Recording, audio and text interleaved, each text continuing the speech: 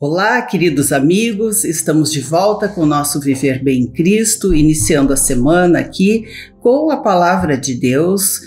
O ministro do Evangelho está conosco aqui, né, o apóstolo Sérgio Alves, que vai conversar novamente com você que nos assiste aí, né, trazendo algumas explicações sobre a Palavra de Deus que está então na Bíblia. Então, pastor, é muito bom tê-lo conosco novamente. Boa noite a todos. Para mim também é um momento de muita alegria estar aqui no programa.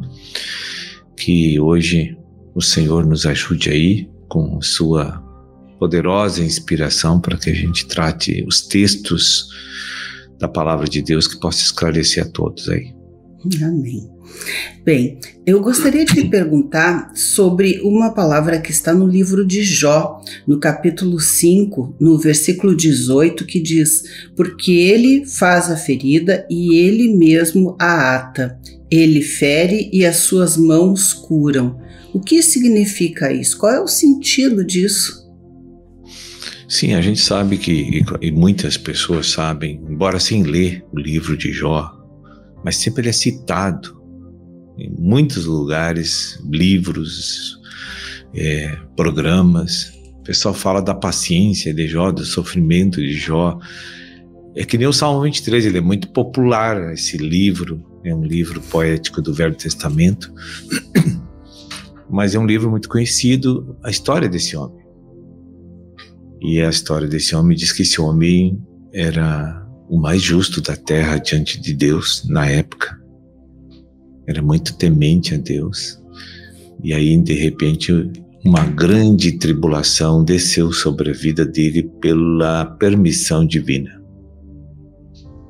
E aí, então, ele perdeu a família, perdeu o patrimônio, perdeu saúde, perdeu tudo que tinha na vida e ficou sentado e morando no lixo da cidade, no lixão da cidade.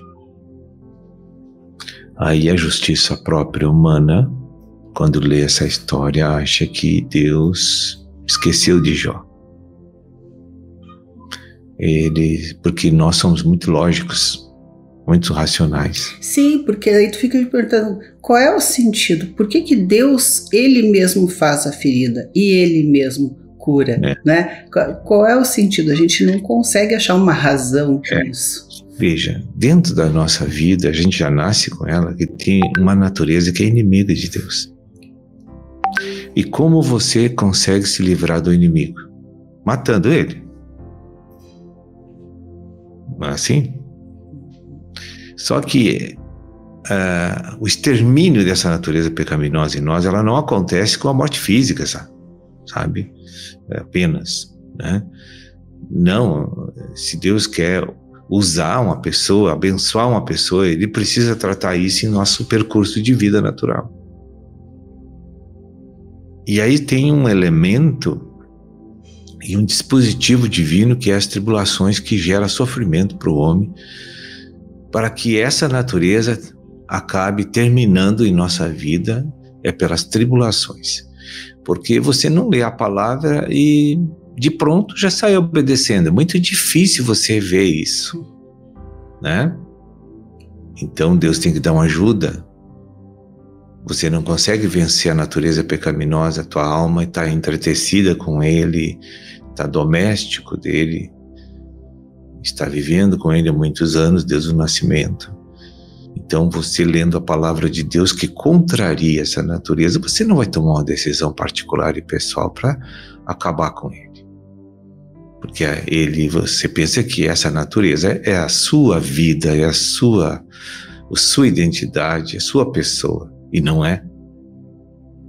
Então, por falta de sabedoria,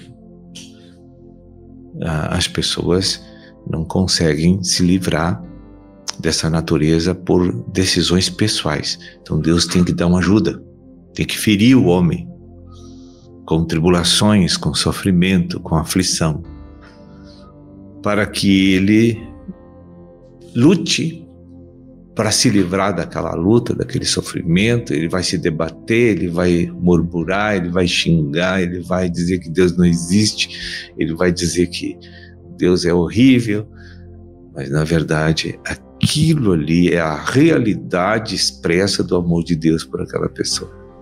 Difícil de compreender muitas vezes, né? Difícil. Mas ali diz que ele também cura a ferida. Exatamente.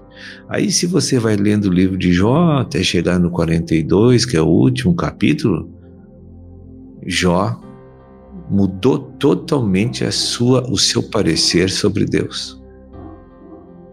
Se você ler 34 capítulos do livro de Jó, do 3 até o 37 por aí, você vai ver que é só reclamação dele, só murmuração, é só falta de entendimento de que ele era um homem muito bom e de repente passou a sofrer desse jeito.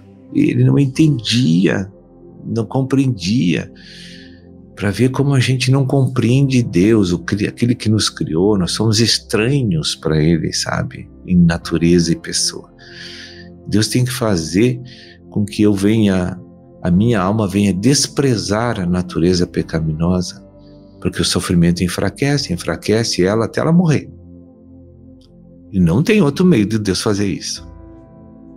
Não tem. Se Deus te der casa, carro, patrimônio, dinheiro e cerca você de todas as bênçãos, você nunca vai mudar para depender de Deus e ser abençoada por Deus com a sua natureza divina. Porque o que Deus quer fazer é trocar a natureza nossa. E trocar a natureza não só se faz por meio de obediência à verdade, que é passivamente, ou se faz com tribulações, até você aprender a obedecer a Bíblia por causa do sofrimento. Porque melhor aprender, então, né, antes de vir as provas. Então, dificilmente uma mente racional vai entender isso e vai aceitar isso. Então, quando Deus vê que aquela pessoa não vai tomar decisões pessoais para inclinar-se para Deus, ele vai fazer isso porque ele ama aquela pessoa. Ele vai oportunizar aquela pessoa. Então, veja, na minha vida eu vi isso aí acontecer perfeitamente. Eu sempre dizia que se eu perdesse tudo, eu recuperava de novo. E quando eu perdi tudo, eu tentei recuperar, mas não consegui mais porque Deus não permitiu. Então tudo vem de Deus, né? Aí eu não consegui mais me levantar, eu comecei a refletir, poxa, eu acreditava tanto na minha capacidade pessoal. O que está vendo? Eu não consigo me levantar e passaram-se 7 anos sem eu me levantar. E naqueles 7 anos eu só dependia da graça de Deus. E eu não conseguia me prover as coisas para mim, as pessoas vinham me dar. Né? Para reforçar o meu senso de incapacidade, de impotência, eu vi que eu não conseguia mais nada. Então, quando eu vejo que não consigo mais nada, o que eu quero com aquilo ali, se não me serve mais? Vou trocar para depender de Deus. Então, isso no mundo bem íntimo de uma pessoa, num lugar onde só Deus acesse aquela pessoa, aquela alma começa a sentir que ela precisa depender de Deus e confiar em Deus e andar com Deus, porque senão ela não será mais abençoada, né? Verdade. Aí Deus cura ela. Então, a gente tem que trazer isso, eu acho, para dentro do nosso coração, né? Tudo isso a gente fica pensando nas coisas externas, né? Mas tem que ver estes fatos, esses acontecimentos dentro, no nosso íntimo, né? No nosso coração. Mas, pastor, logo depois dos nossos comerciais, eu quero ainda fazer uma colocação sobre esse assunto, né? Para falar um pouquinho, assim, também de coisas que se passam, né, na mente, né, das pessoas, de nós mesmos. Então, já voltamos daqui a pouquinho.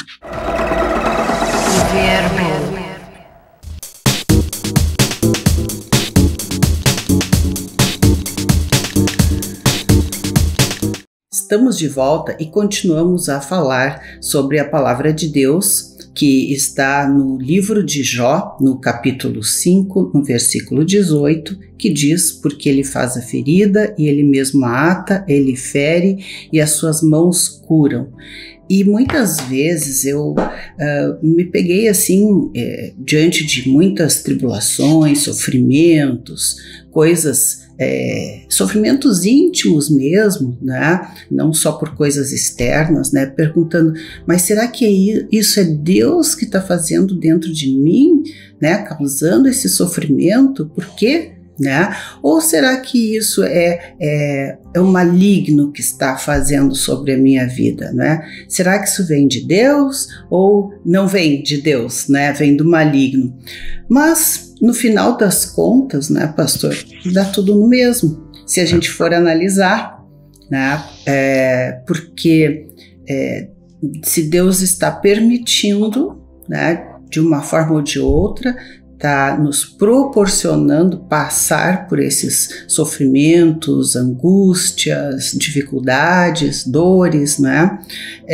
Porque há um propósito, né? E nesse propósito é bom, por mais difícil que seja, a gente compreender, né, os porquês, como o senhor disse no primeiro bloco, né? Mas por que isso? Por que aquilo? Né? Difícil aceitar, e a gente tende a usar a razão e argumentar, né, talvez com Deus, né, se justificar, enfim, né, mas a nossa mente não tem razão, não é? Só quem tem razão, na verdade, é Deus. E alcançar, entender, compreender esse processo é difícil, mas é fundamental para que a gente seja curado. Para que essas coisas, essas feridas que fala aqui, né, sejam atadas. Né? Porque sempre que Deus convida uma pessoa, porque Deus escolhe as pessoas para salvação e elas têm o direito de aceitar ou não. Isso está registrado no Evangelho de João 15,16. É Jesus que nos escolhe. Porque há uma marca em cada um de nós, no mundo, que Deus já sabe que aquele, quando ouvir o Evangelho, vai aceitar. E muitos não vão aceitar. Muitos serão salvos, mas não querem continuidade com Deus. Muitos serão salvos e querem continuar com Deus até chegar ao ápice da obra divina no coração do homem. Então, o que você tratou aí é o seguinte: sempre que tem coisas ruins que acontecem na nossa vida, quem é o agente que causa é Satanás. É o rei do império das trevas. Esse espírito que age e faz o mal, porque ele está sempre querendo destruir a nossa vida. E ele destrói a nossa vida não é com faca, com armas, revólver, com metralhadora, com bombas, não. Ele destrói por meio do engano mental. É ali que ele destrói uma vida, é ali que ele acaba com a vida, é ali que ele encarcera aquela pessoa no sofrimento para sempre. Não deixando aquela pessoa descortinar a maravilha e o poder e a sabedoria de Deus. É através do engano, essa arma mortal que leva a humanidade para o buraco hoje, para a vida horrível que nós vivemos nesse planeta. Tudo está atrelado a essa estratégia das trevas, esconder Deus de nós. Nosso posicionamento mental é que leva a todas as decisões e a decorrência, né, daquilo que as decisões tomadas geram, né? E por que o inimigo consegue enganar tantos anos, Lucas? Ele é doméstico, é a pessoa, e aquela natureza é dele. Já nascemos com ela. Nascemos com ela, então ele sabe que eu sou racional, que eu sou lógico, que eu gosto disso, que eu não gosto daquilo. Essa natureza é espiritual. Então ele vai sempre me proporcionar tudo na vida que não deixe eu ver Deus e que não deixe eu conhecer Deus. Ele fará de tudo para isso acontecer. Só que para Deus interromper esse processo mortificador, Deus tem que chegar e bater nesse inimigo. E quando ele bate no inimigo, e não bate em nós, ele atinge nossas emoções, atinge nossa mente, porque ele está entretecido com a nossa alma. Sim. Então o sofrimento também se reflete em nós em medidas atenuantes. Não, Deus vai controlar para você não ter que enfrentar provações que você não consiga suportar como pessoa humana. Então Deus jamais fará isso, né? De fazer a gente passar coisas que nós não suportaremos. Em hipótese alguma. Deus promete que nenhuma prova vos será dada sem que primeiro Deus já proveu o livramento para você. Então, todas as provações que você vê pessoas passando é porque eles têm condições de passar para se libertar. Se libertar dessa natureza caída que herdamos do ventre materno, que veio pelo pecado lá do início, né? Então, as pessoas assim acabam julgando, porque eu estou sofrendo por causa do meu marido, eu estou sofrendo por causa da minha esposa, eu estou sofrendo por causa dos meus filhos, estou sofrendo por causa do governo, estou sofrendo. Sempre tem uma razão, porque Satanás ilumina, enche a nossa cabeça com esses pensamentos que sempre tem um culpado por ele estar destroçando a nossa vida, nunca é ele. Uhum. Entende? Sim. Então ele sempre trabalha porque aí eu vou entender que a culpa é do mundo, que a culpa é das pessoas, que eu não sou culpado. Eu estou passando por causa de outros. E é muito confortável para mim saber que eu não sou um problema e os outros são. Sim. E mesmo que os outros sejam um problema, eu acho que Deus os usa para que a gente aprenda a lidar com as situações, né? Como Cristo, né? Que não tinha pecado. E ali, né, eu creio que o problema realmente foram os outros, porque Cristo foi o próprio Deus, né, sem pecado, né, mas ele teve essa oportunidade e nos ensinou como agir em relação a essas coisas que vêm, né, de situações ao redor e pessoas, né? Nós temos que nos posicionar em relação a isso. E isso eu procuro sempre pensar, não é? Talvez seja isso que Deus queira, que a gente aprenda a agir e reagir segundo os ensinamentos dele, né? Porque daí essa natureza maligna dentro de nós estará sendo transformada, né? Então, o problema realmente é o que está, eu acho, dentro de nós e dentro das outras pessoas, mas cabe a nós que temos um conhecimento, estamos buscando aprender isso, já que estamos sendo oportunizados a isso, né? E desejar que todos tenham também uma iluminação, porque como é difícil, né? A gente chegar a esse entendimento já é um grande passo. É uma vitória, eu digo, é uma vitória. É uma vitória. É o princípio da libertação. Porque tem uma palavra que diz, né, não pagueis o mal pelo mal, né? Então, por quê? Porque as coisas vão ficar ruins cada vez mais e para todos, né? Mas é para transformar a nossa mente, porque aí não se dá essa continuidade a essa ação das trevas na nossa mente e talvez as circunstâncias ao redor, né, que são consequências das nossas próprias atitudes, também vão ser modificadas, né? Não sei se o pastor me entende. Com certeza. Deus precisa me convencer, como qualquer pessoa, principalmente de que eu consigo sair do buraco sozinho. Sim. Pode tirar. Começando, então, a consertar dentro de nós antes de, né, dizer que a culpa é dos outros. Espera aí, né? Olhar dentro de nós, né? Nós todos somos culpados, né? E tem uma palavra também que diz, né, do que queixa-se o homem, né? Queixe-se cada um dos seus próprios pecados. todos erramos, ninguém é santinho, né, pastor? Ninguém é essa, né, essa beleza toda aí. Naquela parábola do jovem rico, né, que ele disse, bom mestre, Jesus repreendeu ele. Bom é só um, o meu pai. Então, o próprio Cristo, né, disse isso.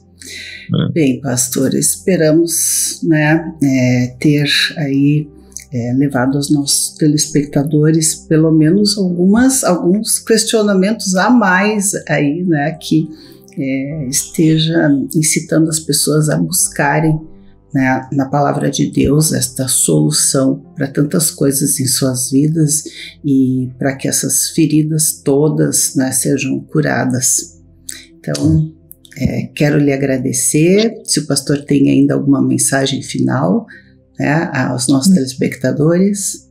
Eu creio que o texto é duro de ouvir, mas é a verdade, né? Então, eu cumprimento a todos, a nossa audiência do programa com uma boa noite. Que Deus abençoe a todos vocês.